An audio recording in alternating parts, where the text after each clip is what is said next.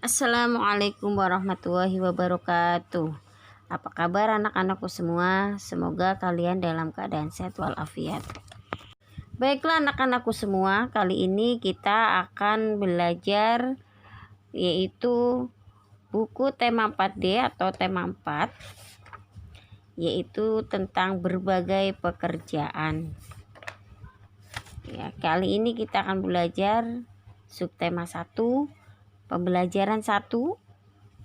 Silahkan kalian buka halaman 3. Tapi sebelum mulai pelajaran, jangan lupa mari kita berdoa bersama-sama. Bismillahirrahmanirrahim. Baik, silahkan kalian amati gambar-gambar berikut ya.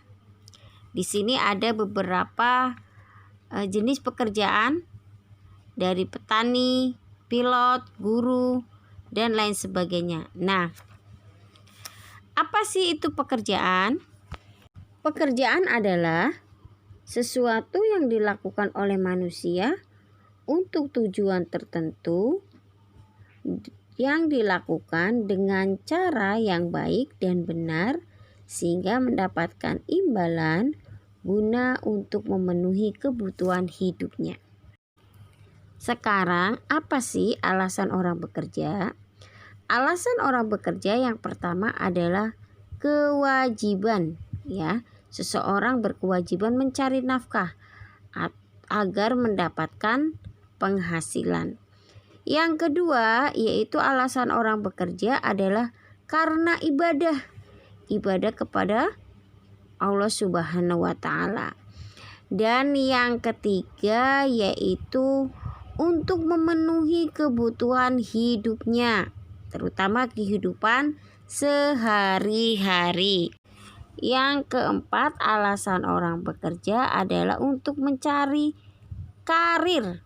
Jadi biar karirnya itu tambah tinggi.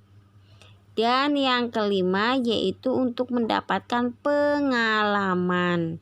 Jadi jika seseorang bekerja itu pasti akan mendapatkan pengalaman yang berharga. Itulah alasan orang bekerja. Mungkin ada banyak lagi alasan-alasan lain orang bekerja. Silakan kalian bisa mencari tahu ya. Bisa ditanyakan oleh kedua orang tuamu. Biasanya orang yang bekerja pekerjaan itu ada kaitannya dengan sumber daya alam. Ya, contohnya di sini petani. Petani itu dapat memanfaatkan sumber daya alam seperti sumber daya alam air, sumber daya alam tanah, dan sumber daya alam hutan. Oleh karena itu, setiap orang harus menjaga dan merawat kelestarian sumber daya alam. Terutama yaitu melestarikan sumber daya alam hutan. Nah, apa sih manfaat pelestarian hutan? Manfaatnya yang pertama mencegah banjir, tanah longsor, kekeringan. Manfaat pelestarian hutan juga hutan dijadikan tempat wisata. Hutan itu sebagai sumber bagi manusia, terutama itu sumber air ya. Serta sumber kekayaan yang ada di hutan seperti kayu ya dan hasil-hasil hutan lainnya. Dan bagaimana cara melestarikan hutan? Cara melestarikan hutan yaitu dengan cara kita harus melakukan reboisasi. Apa itu reboisasi? Reboisasi adalah penanaman hutan yang gundul ya. Dan yang kedua cara melestarikan hutan yaitu menerapkan tebang pilih. Ya, jadi setelah kita menebang pohon, mana yang harus ditebang, mana yang tidak. Terus menerapkan sistem tebang tanam. Jadi setelah ditebang, ditanam ya, kita menanam kembali. Terus cara melestarikan hutan yaitu tidak membuang sampah sembarangan ya. Itu ya. Nah, apa sih dampak pengambilan hasil hutan? Hasil hutan itu kan ada rotan, ada kayu kayu-kayu ya, terus ada damar dan yang lainnya. Nah, dampaknya apa jika kita mengambil hasil hutan secara berlebihan? Yang pertama itu hutan akan rusak. Yang kedua yaitu akan terjadi bencana alam seperti banjir, tanah longsor, dan kekeringan. Terus tanah menjadi tandus ya, serta akan terjadi polusi udara ya, atau global warming. Apa itu global warming? Global warming itu pemanasan suhu udara di permukaan bumi. Jadi buminya menjadi panas karena hutan gundul ya. Di samping pelestarian sumber daya hutan, kita juga nanti akan mempelajari yaitu pelestarian sumber daya air, pelestarian sumber daya tanah, pelestarian sumber daya tumbuhan, pelestarian sumber daya hewan. Silahkan kalian buka di buku paket halaman 6 sampai 9. Yang pertama adalah pelestarian sumber daya air. Nah, air merupakan sumber daya alam yang sangat penting bagi kehidupan manusia. Oleh karena itu, kita harus menjaga ketersediaan sumber daya air. Berikut ini beberapa cara melestarikan sumber daya air. Yang pertama yaitu menjaga kelestarian hutan. Yang kedua, tidak mencemari sumber-sumber air ya. Terus yang ketiga, mendaur ulang air, dan yang keempat, menggunakan air dengan bijak. Yang kedua, pelestarian sumber daya tanah.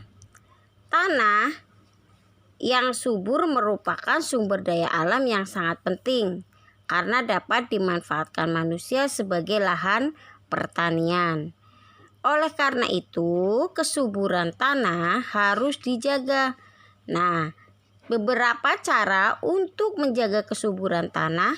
Yang pertama, tanah harus dibajak atau dicangkul agar tetap gembur. Yang kedua, tanah harus diberi pupuk secara teratur.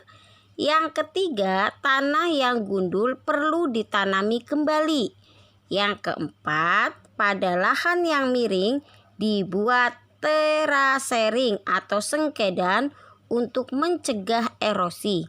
Dan yang kelima, melakukan penanaman dengan sistem tumpang sari, yaitu menanami lahan pertanian dengan berbagai tanaman dalam waktu bersamaan.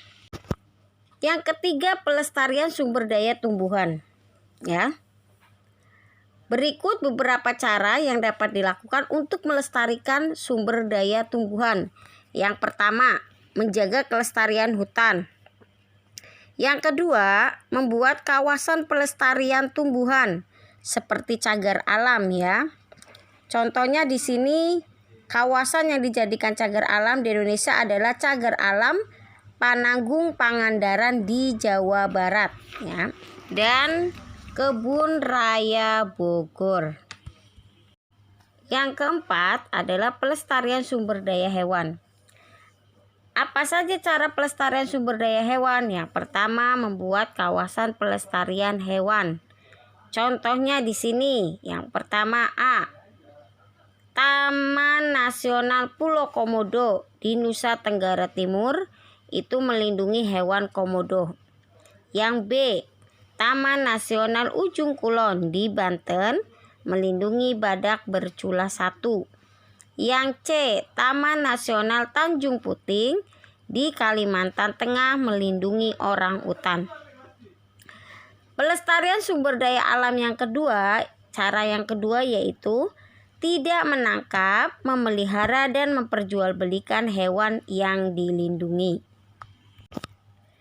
Pelestarian sumber daya barang tambang. Barang tambang diperoleh dengan cara ditambang. Barang tambang ada 2 jenis, yaitu barang tambang logam dan barang tambang non logam. Contoh barang tambang logam seperti emas, perak, tembaga, aluminium, nikel, besi, dan baja. Contoh barang tambang non-logam ini contohnya batu bara, minyak bumi, dan gas alam. Ada juga barang tambang mineral yang termasuk barang tambang non-logam, misalnya batu kapur, kalsit, asbes, yodium, dan belerang. Sumber daya barang tambang termasuk sumber daya alam yang jumlahnya terbatas. Barang tambang tidak dapat diperbarui.